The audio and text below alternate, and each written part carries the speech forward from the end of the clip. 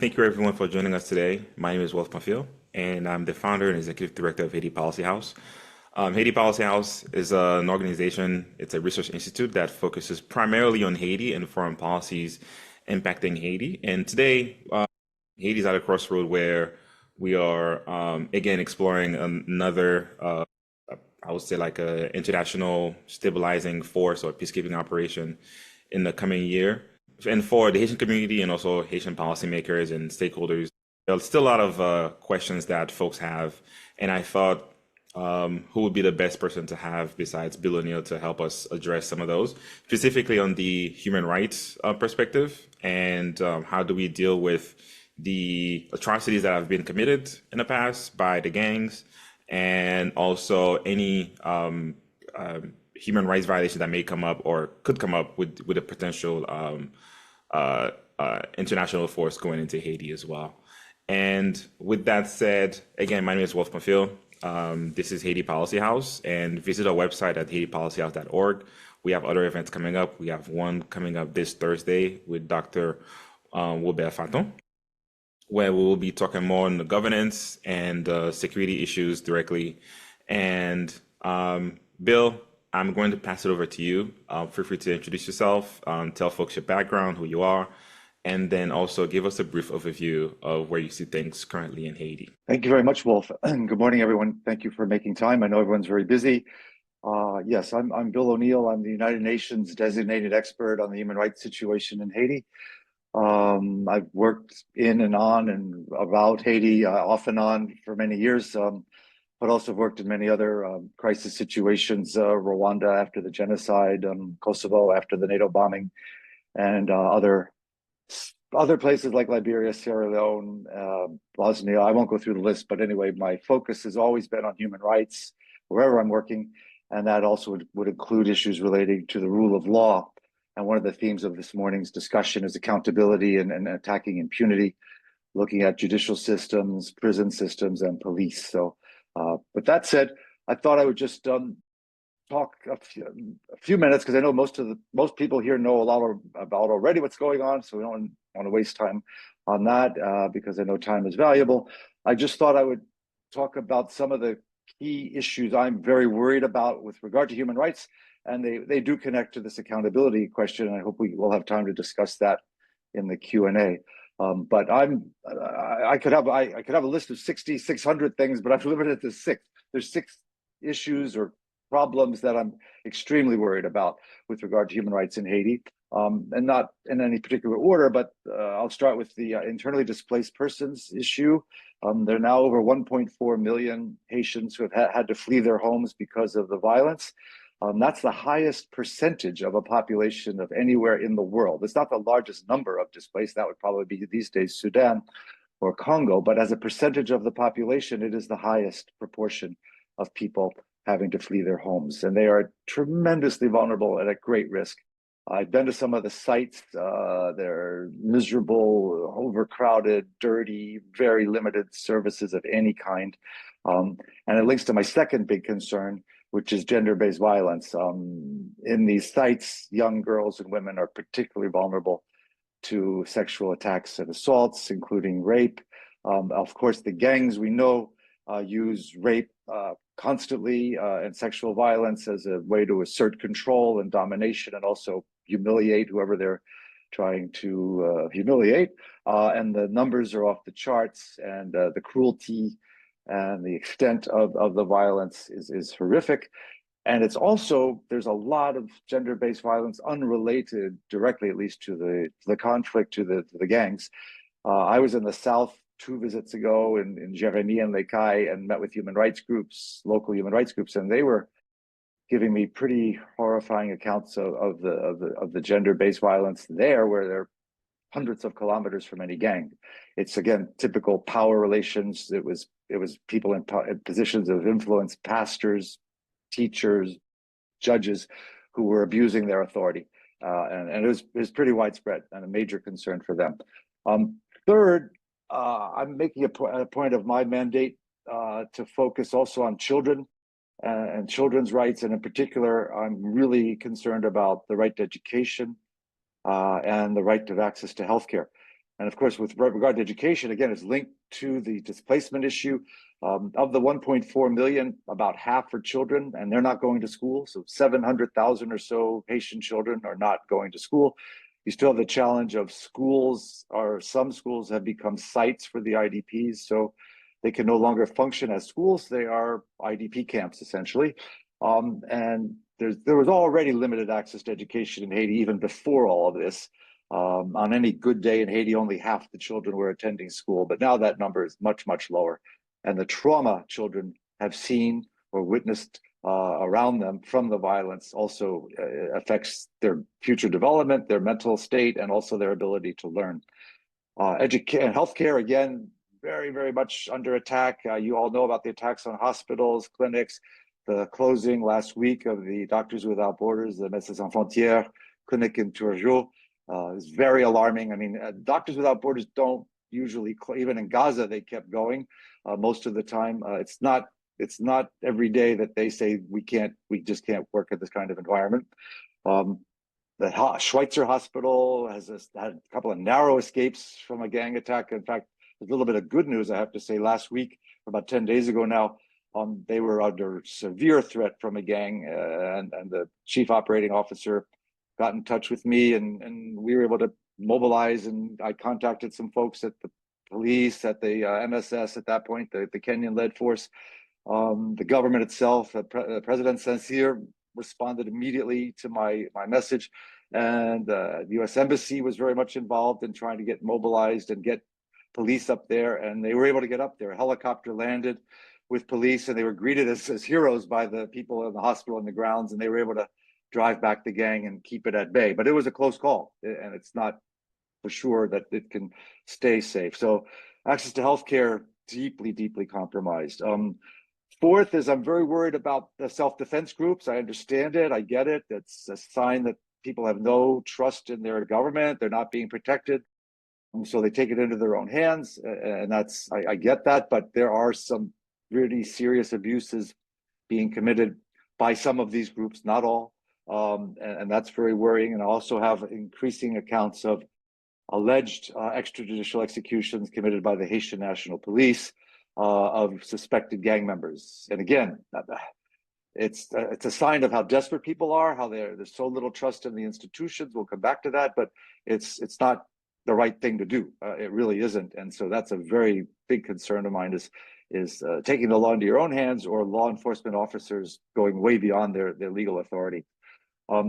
Fifth is food insecurity. And again, I won't go into great detail here. I know you probably know about this, but the scenes last week or 10 days ago or so of those gang members burning rice fields in their Artibonite, and that expansion of gang control territory in beyond where they have been in control of the parts of the Artibonite Valley for a while now, but now they're expanding. And that was also reflected in the near takeover of the Schweitzer Hospital. You also had a foray into the Northwest, up near Port-du-Pay. That was a first, and that's very worrying as the gangs extend their territory. But also, it means the more territory they control, that means the more roads they control. That means that access to food, which already is very limited, gets harder and harder. And the tolls and the taxes and the confiscation of food by the gangs means that food is scarce, and of course, then extremely expensive. And more than half of the Haitian population now is food insecure, according to the World Food Program. And the WFP, because of funding cuts and their financial realities, just announced they're going to have to reduce the amount of food they can provide to families in need in Haiti, which was already pretty, it was the best they could do, but there wasn't a lot of room there for cuts. There was no room actually for cuts, and now they're going to have to cut. So that's going to be extremely difficult for many families. So we're eating maybe once a day at most already. And lastly, I'll stop with the use of drones. It's a big human rights concern, an issue. Use of drones so far by the HNP and also by the private security firms. It's still very murky who really is doing what and how they're making these decisions. And there's also the threat, the gangs have threatened to get drones. And that would be an incredible escalation and danger if the gangs get their hands also on drones and start using them, and then you have an escalation of violence, and the people who will suffer will, of course, always be innocent bystanders and civilians and people who have really nothing to do. directly, at least with either the gangs or the government. So I could go on. There are many other things that are worrying me and keeping me up at night, but those are the six in particular that I'm focusing on these days. I'm hoping to go to Haiti soon, but there's a whole issue with UN security protocols that keep changing, and I'm hoping I'll be able to get clearance, but we'll see. But I'm also working on a report with colleagues in BNU, the human rights team in Port-au-Prince, who do a tremendous job, I have to say, under amazingly challenging circumstances, their own security, their own limited ability to move around, but they have great networks with Haitian civil society throughout the country. And they're doing great work. So I'll be working with them and then colleagues in the UN Office, High Commissioner of Human Rights in Geneva. And we are working on a report that will be coming out early in 2026. And it will cover these issues and more. So let me stop there and hope now there's questions, comments, and we can maybe delve more deeply into some of these issues or other issues I haven't mentioned that you'd like to cover. Awesome. Thank you, Bill. So let's dive right into it. Thank you for that brief update on where things are. I mean, things are dire in Haiti, and even we always keep thinking it can't get any worse, but it keeps getting worse. And at the same time, we have to remain aware of not taking rash decisions to make poor policy decisions in a time of great desperation. So that's why, again, that's also why we're here. So my first question, we have recently the UN Security Council approved the gang suppression force to Haiti, meaning previously we had the MSS, which was previously supposed to be about 2,000 police officers from Kenya and other countries. And now we have kind of a upgraded force, I would say. However, there are still concerns around, couldn't get 2,000, how are we going to get 5,000? And also there are a lot of people, so folks are still unclear. So my question to you is, we've had MINUSTAH in the past, right? And MINUSTAH was here for about over 10 years. How is MINUSTAH different, or the gang suppression force different from MINUSTAH? And how does the implementation also differ? Sure, thanks. Okay, so first off, the new force, the gang suppression force, it has an acronym. So in the UN already loves acronyms. So the GSF, the gang suppression force, is much smaller than MINUSTAH. Even if they get to 5,500, which they're authorized, that would barely be half of what MINUSTAH had just with the military part of MINUSTAH, which was around 10,000, if I recall correctly. And then, of course, in MINUSTAH, you also had another 2,000 to 3,000 UN police. So you had about 13,000 or so people in uniform that were armed in Haiti in MINUSTAH days.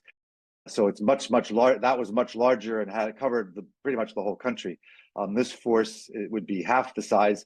And you're right to point out, there's a lot of concern, and some would say skepticism, about are they ever going to get to that number, because they couldn't even get to 2,500 that was authorized for the previous force that just ended, the MSS. They only got to 1,000. That's the height. They didn't even get to half of that. So, so that's a big question mark. So let's assume also for a second that they do get to that size, for 5,500. The other major difference would be MINUSTAH was a full board for UN peacekeeping operation, which meant that it had, as I mentioned, it had UN military, it had UN police, and then it also had UN human rights, it had UN civil affairs, political affairs, child protection, it had women, UN women. It basically had a broad panoply of UN specialized agencies and departments that were all part of the same entity, all reporting to one person, the SRSG, the Special Representative of the Secretary General. And so it was a very, obviously there were issues, challenges always with coordination, and do they all work together? Do they communicate? And of course, they didn't at times, they did at other times, some did, some didn't, but at least on paper and in practice, it was supposed to be one unified effort that covered everything: politics, human rights, rule of law, military, police. The gang suppression force is not a UN peacekeeping operation, even though it is authorized. This gets confusing, I know, but it's authorized by the Security Council, but it's not a UN peacekeeping operation. It's mostly depending on voluntary funds, which is different. A peacekeeping operation is totally funded by regular UN budget. This is going to only have a small part of its financial needs met by something called a UN office, which will be an office that will focus on logistics and procurement, which were, I have to say, two of the biggest problems the Kenyan-led force faced. I had many conversations with the force commander. He was always saying, our cars break down, we don't have spare parts, there are no mechanics, we don't have the right tires, we don't have this, we don't have that.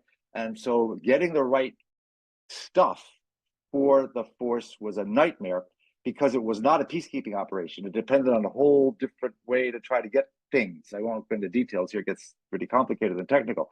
This new UN office is supposed to ease that problem. We'll see if it does. It's modeled on Somalia, where there was a similar setup where it was an African Union force in Somalia, not UN, but they had a UN office that was helping this African Union force do its work. Back to Haiti, salaries, the per diem, all those things that would cover the presence of those 5,000 have to be, that money has to be raised. It has to be found. Voluntary from who's going to come up with that money? That's another question. Three big questions.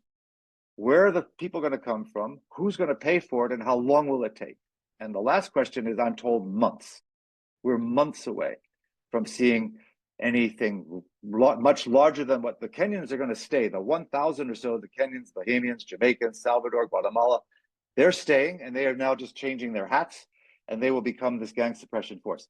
So those are the main differences, I would say. And they're pretty significant because the gang suppression force is going to have to, when it comes to political analysis or understanding dynamics in Haiti, society, human rights issues, they're going to have to work very closely with BINU, the UN. This is the UN office in Haiti. It's separate from what I just talked about, this new thing that's going to do logistics. The BINU office has been there for years now, and they have human rights people, political analysts. They have those people, and they're very good, but they are not technically part of this gang suppression force. And that's a big difference from MINUSTA. So I hope I didn't get too detailed, but I just want to flesh out some of the differences since you asked. No, that's good for kind of like laying the groundwork for us here.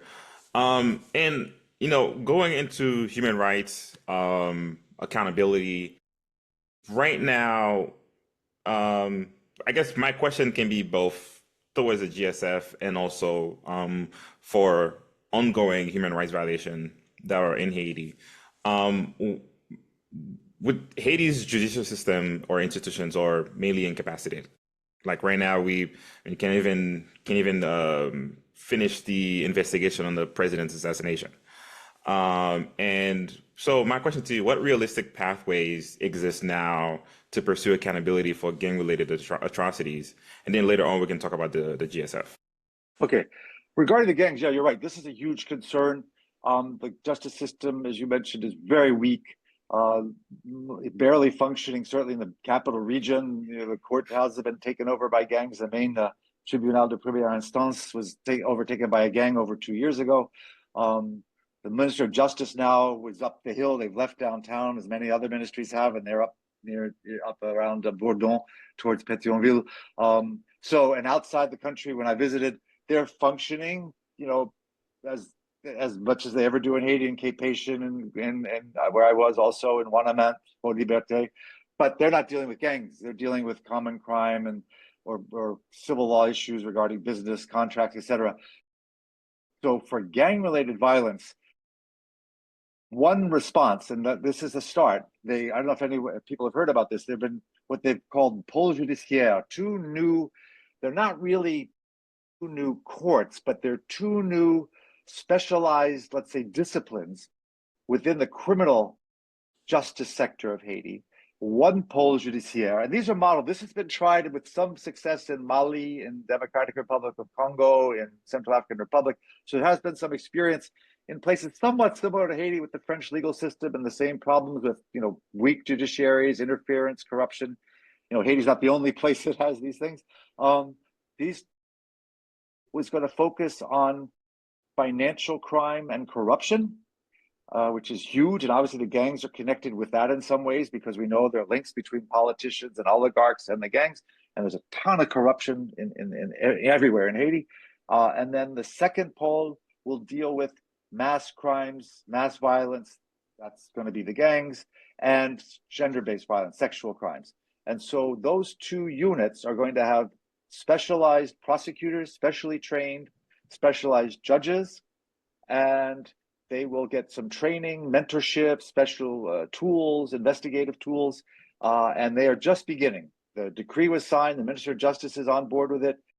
Canada is helping to fund it, some other countries too, to get this up and running. So I'm hopeful, it's early days, they're just getting started, but that's going to relate to the gang suppression force question, because who is going to arrest these? Let's say there are some gang leaders that are arrested.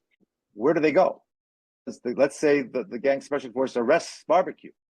Where do they take them? There's only one prison functioning in the capital area, Sermico, which is supposed to be a juvenile prison. I've been there several times. It's a nightmare. It's 5 times overcrowded. There are children, men, women, girls, boy, they're all mixed. It's horrendous. But there's nowhere else other than the police headquarters, which has a few cells. So that's going to be an issue that has to be faced. And I know people are working on it, but let's say there are some gang leaders arrested. Where are they kept? And then they would then be subject to the jurisdiction of these pôles judiciaires, which is supposed to be, again, fingers crossed, let's hope, there'll be some guardrails against, they'll survive, they'll live, they won't get killed. They won't be subject, or, it'll be much harder to corrupt them or buy them off, and they'll do their jobs. Let's hope that happens. I would not also be surprised to see certain gang leaders, if they are arrested, extradited to the United States. It's happened before. I'm not saying it's going to happen, but some of them have bounties on their heads, big FBI and others, and they're wanted by United States authorities for crimes committed against U.S. citizens in Haiti.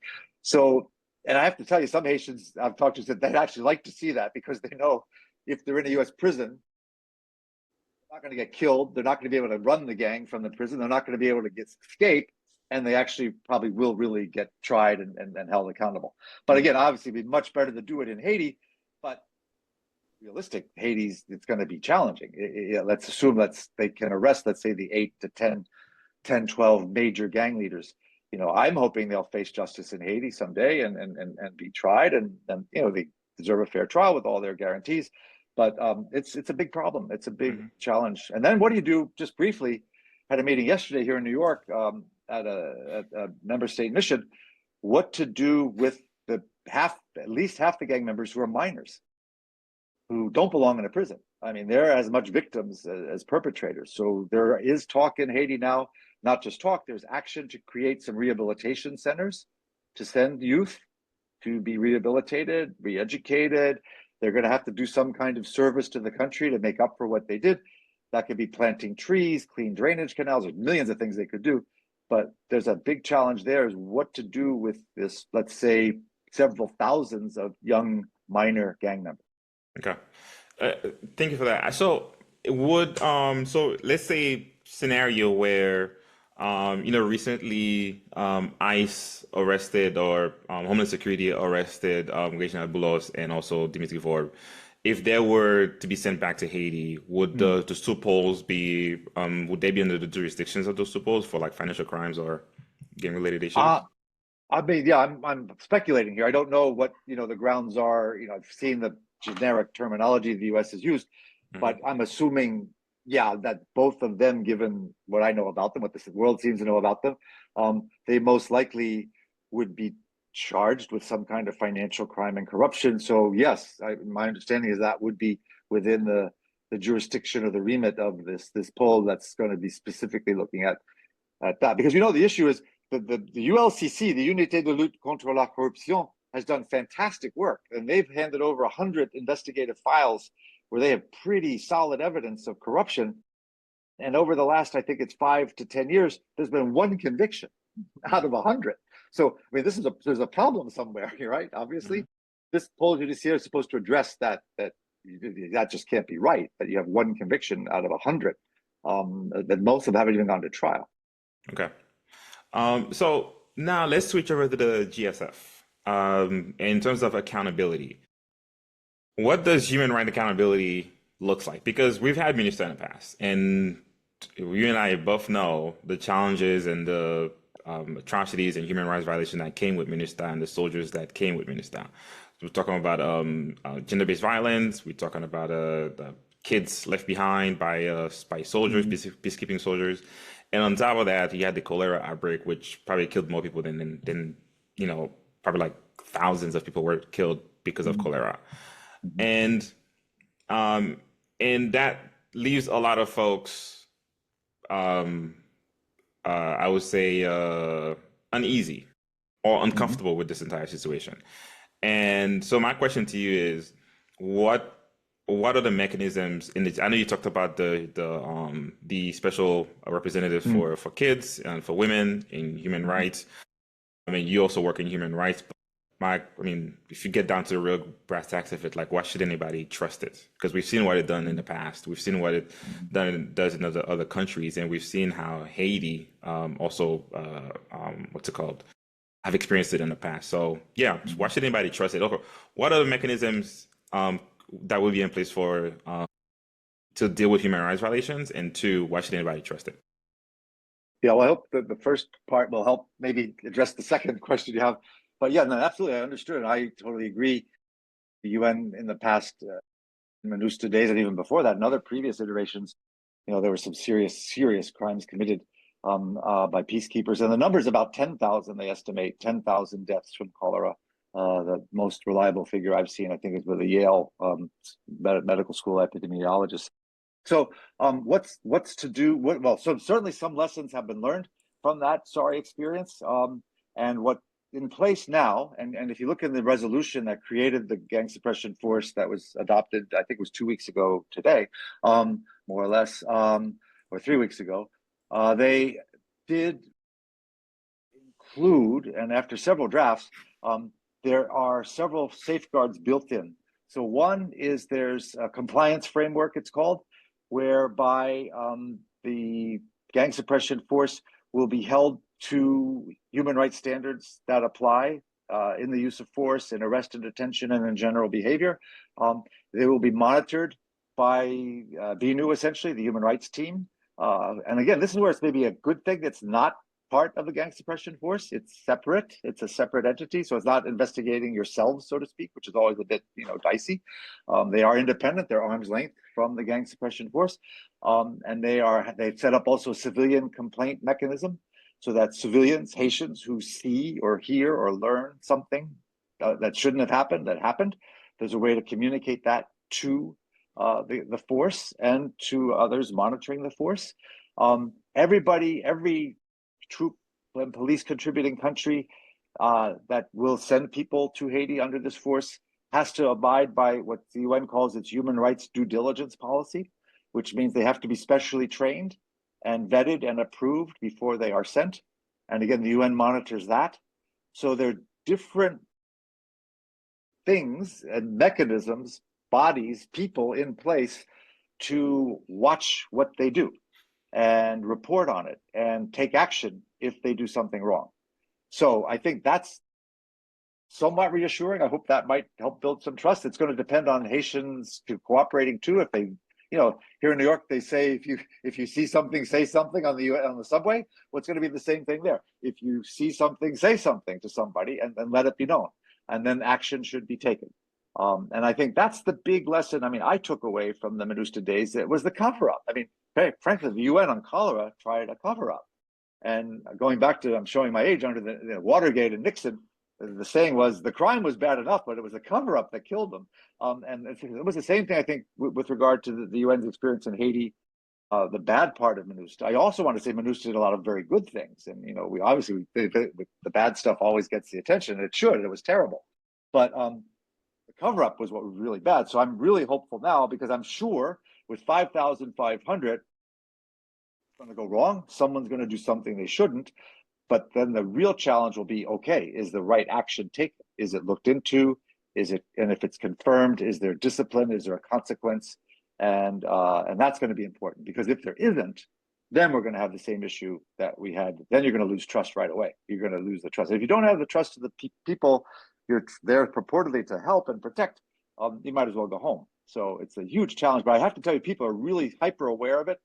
I'm convinced the people I know that are involved are really well.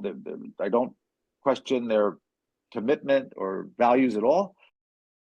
And you would notice I think one of the legacies of the cholera epidemic is there's a paragraph in the resolution that talks about the need of any force to secure its sanitation system to make sure what happened with the Nepali battalion never happens again anywhere, in Haiti or in Central African Republic or wherever it might be. Okay. And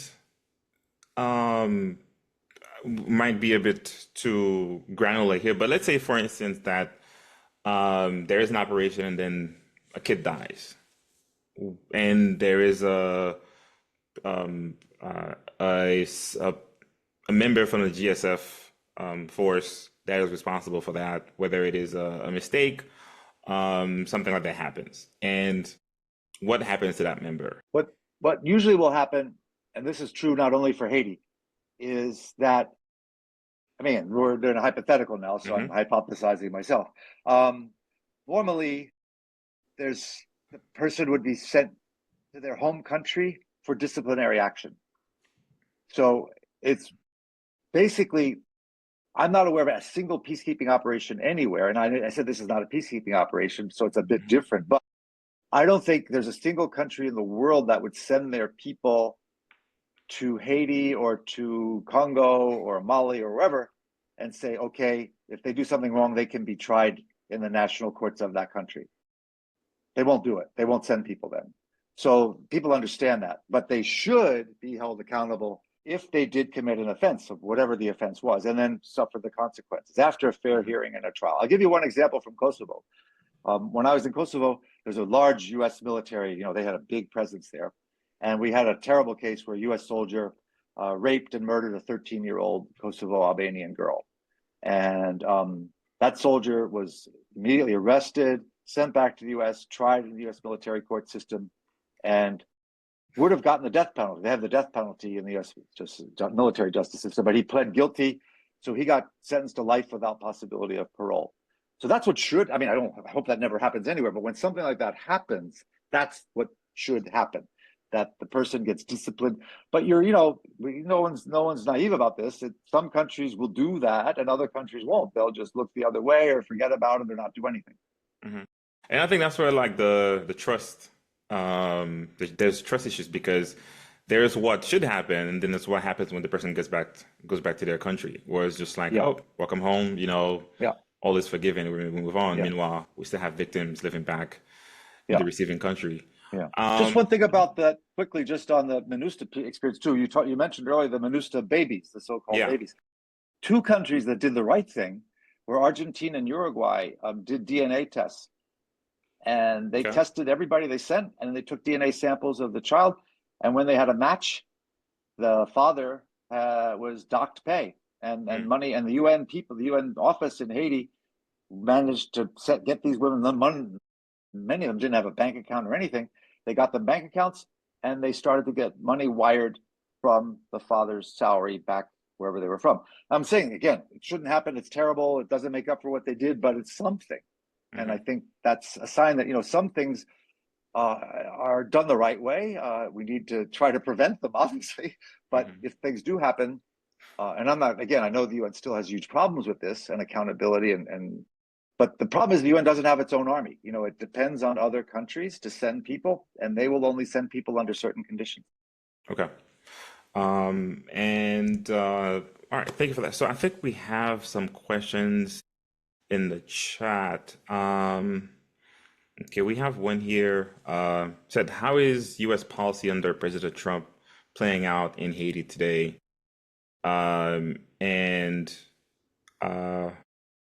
These interesting public messages in Creole attacking impunity, arrests, and new sanctions against prominent complicit Haitians. So I guess the gist of the question is, what is the U.S. government? What is the U.S. government relations to private contractors running drones, and how is it interacting with the new GSF, or is the U.S. policy helping? Yeah. Okay. Those are two questions. Two very separate questions, but you can address. No. The first part, I have to say, the U.S. policy towards Haiti, maybe it's also consistent with other relations that are being built or enacted. It's muscular. I mean, it's much more muscular than Biden. And that's not only the announcements and, we're ending impunity and, arresting mulos and Lorb in Miami. They'd have to say it's not enough, but they've increased the inspections coming out of Florida for guns. And they've caught some gun shipments. There's some prosecutions in Florida now. They arrested some people allegedly involved in the network. I have to say, sorry to say, Haitian diaspora, some members in Florida are engaged in the arms trade to Haiti. So and it's not totally a surprise. It's a bit more in your face, muscular, blunt, and as far as I'm concerned, okay with that. If you really are going to crack down on the gun trafficking, you're going to try to arrest the traffickers, you're going to do more inspections, and you have people within your custody that you have, assuming they have evidence. I'm a lawyer, so that people have rights, of course, and is that if there's evidence to justify these arrests and holding people, then that's good. And sending a signal to the gangs that, you could face serious consequences if you keep this up. Well, we'll see. We'll see how that goes. But I have to say, much more than Biden, I would have discussions with the Biden administration, urge them to do this, urge them to do that. And they would just kind of I don't know, it just never happened, or as much as I wanted it to, or others too. On the private, yeah, that's a murky thing, and I really don't have much to say. The Vectis, the Eric Prince, that's very obscure and opaque. What is exactly the relationship? There's talk about this contract, how many people are there, but it is a very legitimate question, and I've asked it too. What will be the relationship between this gang suppression force, if any, and this private security firm? And there's allegedly a second private security firm operating somewhere up in the Tibonite Valley area. So how is that going to work? And are they going to coordinate, or at least communicate, or not get in each other's way? And who's accountable? I'm very concerned. Talk about accountability. That's a huge hole in this. What if these private security firms send a drone in and kills 15 kids or 5 or 1 kid? Who's going to hold them to account?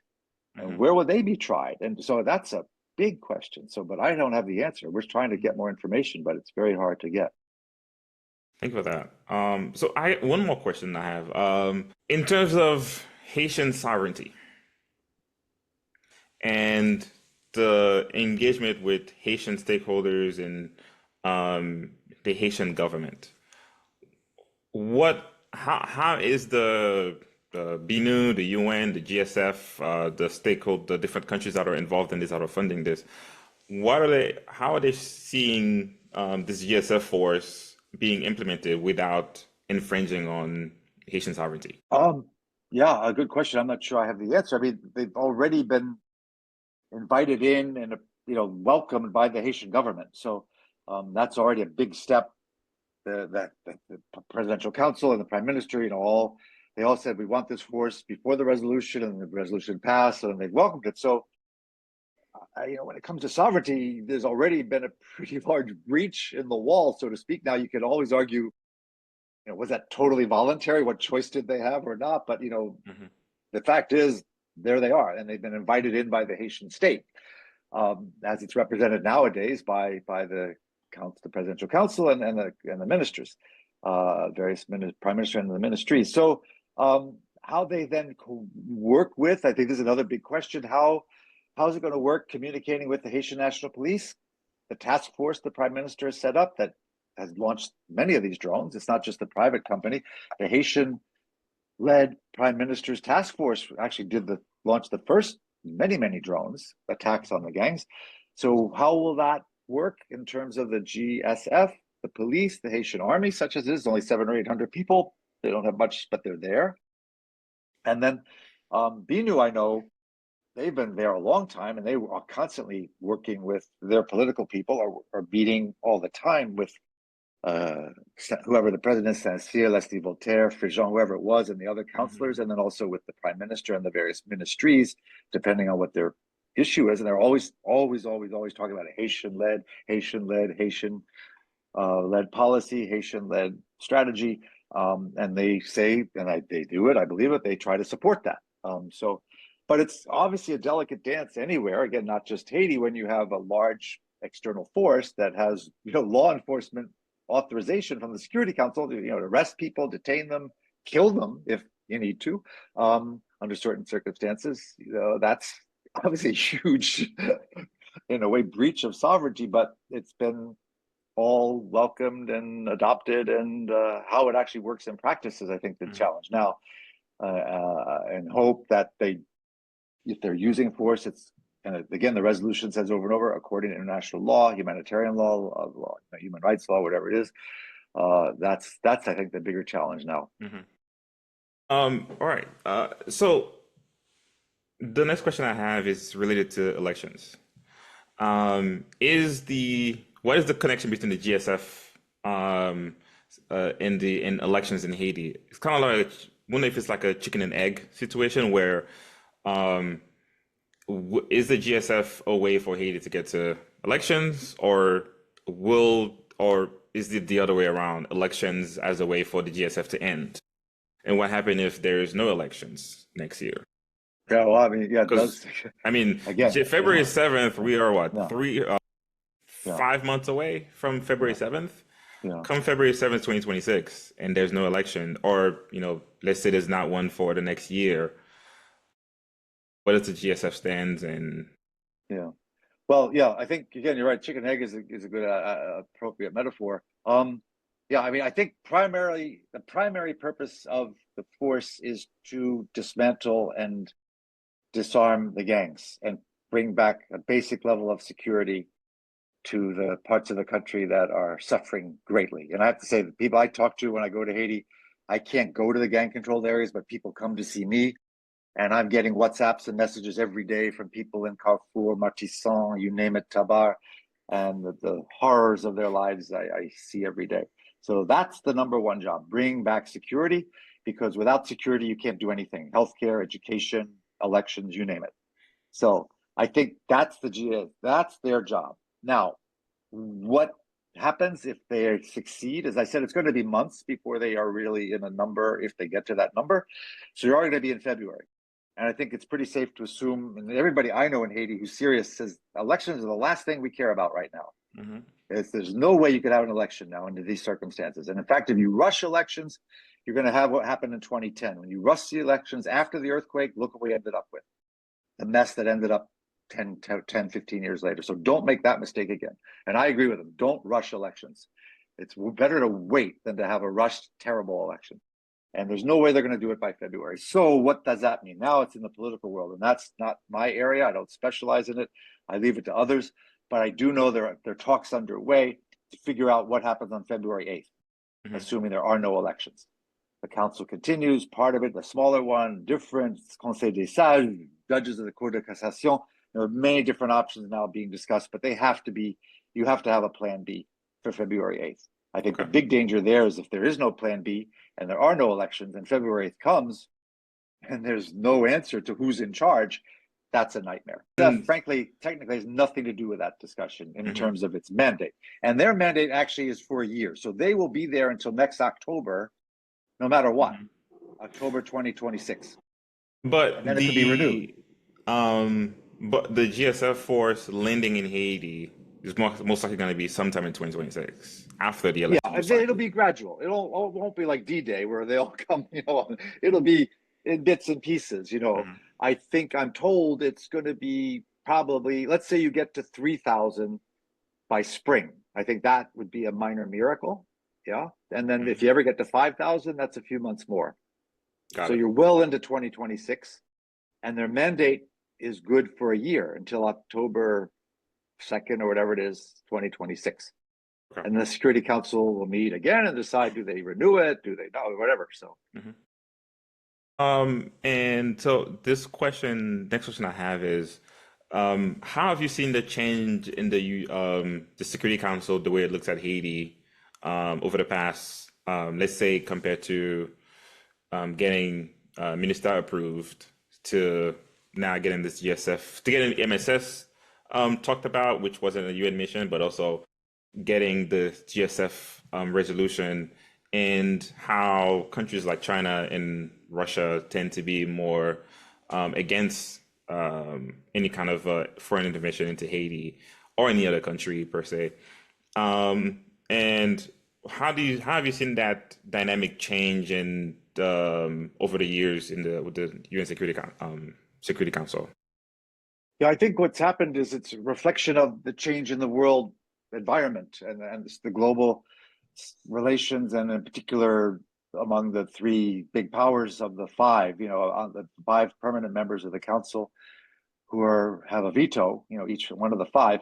And the relations because of, and it's not just, I think a lot of it has nothing to do with Haiti, or very little to do with Haiti. It has a lot to do with Ukraine, with Gaza, with tariffs, with the South China Sea issues, with Ukraine, with Syria.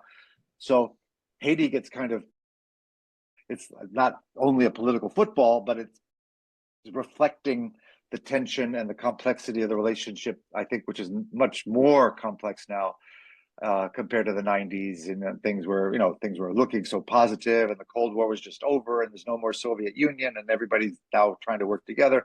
I think that was always a bit overdone, but now it's certainly no one's trying to fool themselves that there are significant geopolitical strategic interests where Russia, China, and the US have a very hard time coming to an agreement.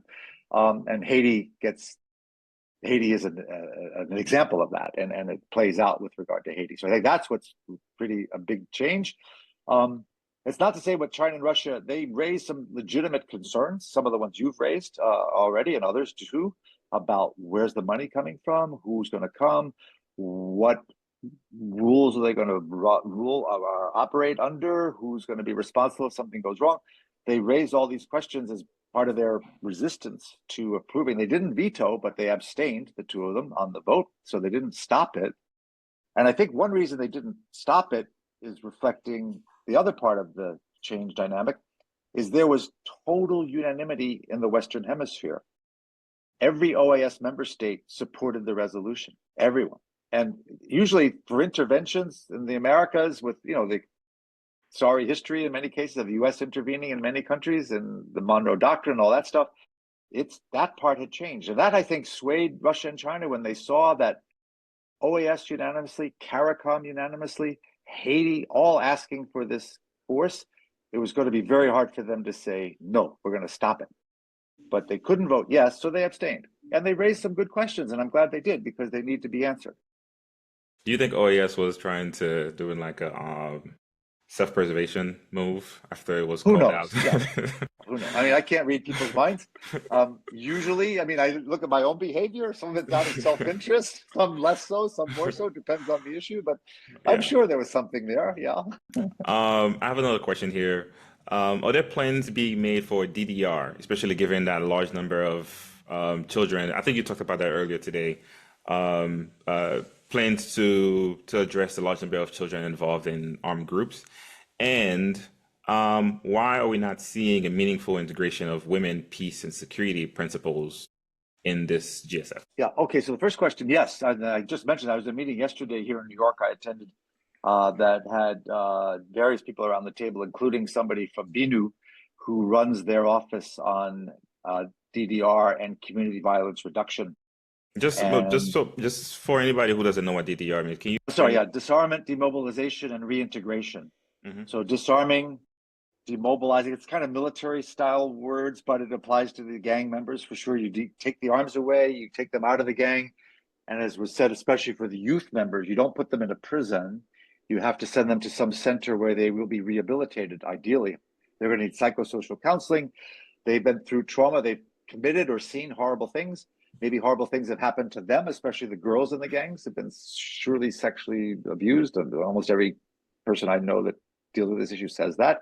So there is, yes, there's not only talk, not only meetings, but there's a site. I think there's going to be a pilot project out near Lake Hai, a large former agricultural center with dormitories, classrooms, cafeteria, playing fields, is going to be dedicated to rehabilitating young gang members. They're going to look for other sites around the country. It's going to cost money. Big question. I think the Haitian state actually has money. One of the things that's curious about Haiti is that there's money there and it just doesn't get spent. I'll give you an example from the police. The police barely spent half of the budget they were allocated for the fiscal year that ended September 30th. So why? I mean, I keep asking economists, government people, why? Do they only spend half of what they had when they need all these things? And they say they need this, they need that. Well, they had the funds to get some of this stuff, whether it's corruption, bureaucracy, inefficiency. It's probably all of the above in different parts. Anyway, there's money in Haiti to do this, but they're also going to need some money from the outside to do the issue, especially with youthful gang members and disarming. What to do with the weapons. Weapons management is a big problem in Haiti. There are lots of, Haiti has very strict gun laws, gun control laws, but they're barely enforced or observed. And so there are lots of guns floating around Haiti that are technically illegal, that should be seized and either melted down or locked away. So the government has to work on that. But there are people now working on that and realizing how crucial it is. On the second question of, remind me what it was again? The I think women in peace. Yeah. Yeah. Yeah. I mean, that's again, just keep at it. All of us keep needing to be pushing for that. I know at the meeting yesterday that I was at, if there's any reflection, that half the people at the table were women, including some women from Haiti. And that's typical on this issue, but it needs to be more broadly based and have women. Of course, you look at the Presidential Council itself, it's a pretty sorry example of 7 men, all with the voting power, and there's 1 woman with the observers. So, Haitians need to do better at this too, but the international community also has to be more aware. Which is an interesting reflection with the current CPT in Haiti, which there are like 8 members, all men, and then there's 1 woman who's also just an observer, not a voting she's not a voting member. All the 7 voting members are males, and yeah. Yeah. And we have one last question here. What lessons from Afghanistan's experience should inform the approach in Haiti, particularly in avoiding governance, security, and sustainability pitfalls? Ooh. Yikes. I worked in Afghanistan a bit. I'm no expert, but I have been there a couple of times, and not sure. And I don't, let me think about it. I would broaden it out from, and maybe related to places I know a little bit better, Kosovo, Rwanda, Liberia, Sierra Leone, especially. I think for me, what's really, really important, it gets back to the theme or one of the in the title, this is accountability. I think what really is important, and I often said this, I said, if I have $1 to spend on, let's say, justice reform or any development project, let's say health, education, prison, I would spend that dollar on accountability for results, making sure you have an office, a person, a unit, whatever you're going to call it, that will be watching like a hawk how the money is spent and are there results, and identifying, and I sound like now a management consultant in a way, what are indicators, concrete measurables, time bound. You have to produce something by a certain time that people can see and feel, and it makes a difference. And that's going to depend a lot on what field you're in. Pretty easy, let's say in healthcare, how many inoculations did you do?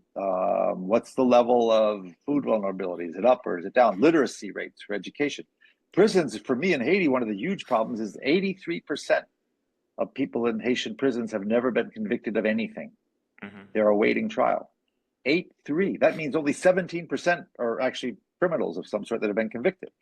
And some of them have been waiting for years for pretty minor offenses. Even if they were guilty, they should have been released by now because they have served their sentence and more. So why is that happening? Who's responsible? Why? And lower that rate. And at one point in MINUSTA, here's a good example. In MINUSTA days, we hired some young Haitian recent law graduates and got them offices in different jurisdictions, gave them some computers, desks, and said, okay, go to the prisons. They're your clients, interview them, and then go to the judge. And they went out and they interviewed, they got the dossiers for each person they represented. They went to the judge and said, Judge, my client's been in there for 8 months. The charge is he stole a pair of shoes. Even if he did it, he should be out. Release him, judge, or charge him with something more serious. And they went, and over time, we measured this in the jurisdictions where we had these offices going. The pretrial detention rate dropped from the 80s into the 40s, cut it in half. So that's the kind of example when I think about Afghanistan or Bosnia or wherever it is your effort, is your money, is your time going to make a difference? And how do you know that? And it's not just talk, it's not just training or giving people nice cars or offices. but making a difference in people's lives. That's the big lesson I've taken from all my experiences. It's accountability, consequences. And if you do a great job, fantastic. Get a promotion, get a reward, get a scholarship to go study in France or whatever it is. If you don't do your job, there's a consequence. You're disciplined, you're docked your pay, you're demoted, you're fired. If it's serious enough, you go on trial for a crime. So I think that's what has to be done. So we're talking about governance now, and I always make the link with human rights, rule of law, and governance. And Haiti, frankly, has a huge governance deficit, and people don't trust their institutions for good reason. I don't think I would either. And one of the root causes, the two issues there that are related are impunity and corruption. And again, they go together. So addressing those two are going to be really vital, I think. Once you've got the security, then you got to get this. Do you think the same thinking should be applied to the nonprofit sector in Haiti, the NGOs in Haiti moving forward? Absolutely. Oh yeah, everybody, sure, everybody, international NGOs, Haitian NGOs, everybody. Yeah, nobody should be, unaccountable, right? Yeah. Yeah. Okay. I don't know if there are any last minute questions, but I don't see any, and we have 2 minutes left. So, Bill, I'm going to pass it over to you for any last words you would like to say before we close this out. No, just thank you, everybody. Thanks for the questions. It's always much more interesting, and it makes me think. I learn a lot, so I appreciate it. I always tell folks, and I said this yesterday at the meeting, I was at UN headquarters. Haiti is dire but not hopeless. It's doable. I don't like that word, but I can't think of a better one. This crisis can be resolved. It's not easy, obviously, or it would have been happened by now, but it's not. When I look at Sudan or Gaza, I just throw my arms up, Ukraine, and say, okay, how do we limit civilian casualties? Maybe that's the best we can do. But in Haiti, it can be done. These gangs are not that powerful. They're not that many. The people hate them. They despise them. So if we could just get the resources there in the right way, in the right hands, soon, fast, I do think this can turn around. And there's a lot of work to do. Rebuilding educational systems, healthcare, roads, housing, you name it. But that's doable. And Haitians are great at that. The Combit heritage from slave days. I've seen it so many times in Haiti after the earthquake, and now where you see it, it's amazing. People come together and help each other. So I keep saying, don't give up. Don't give up, because there is some Haiti fatigue. It's out there, I tell you, a lot of the donors. But I'd say, please don't give up. Thank you for that. Well, Bill, I want to say thank you for being here, for joining us on Haiti Policy House. And, these events are never easy, specifically when we're talking about Haiti. There are a lot of thoughts, and specifically around UN and UN-led or UN-sponsored operations into Haiti. Everybody should be cautious around these things, and also raise alarms for more answers. And we thank you again for being here and agreeing to answer these questions with us and provide some clarity. I do want to say thank you to the team at Haiti Policy House, to Debbie Jean-Jacques for helping us get through this interview, and on helping us on the back end as well. Amazing board member. And thank you to all of you for participating here, for joining us on this beautiful day. And again, stay tuned. We have another event coming up this Thursday with Dr. Robert Faton, where we'll be talking about more on governance, security, and also the connections between business elites and politicians. So feel free to register for that as well. It will be on Thursday evening at 6 p.m. Eastern Time. And until next time, we'll be here. Visit us at HaitiPolicyHouse.org, and we'll see you on Thursday. Bill, thanks again. You're welcome. Thanks, everybody. Thank you. Bye-bye.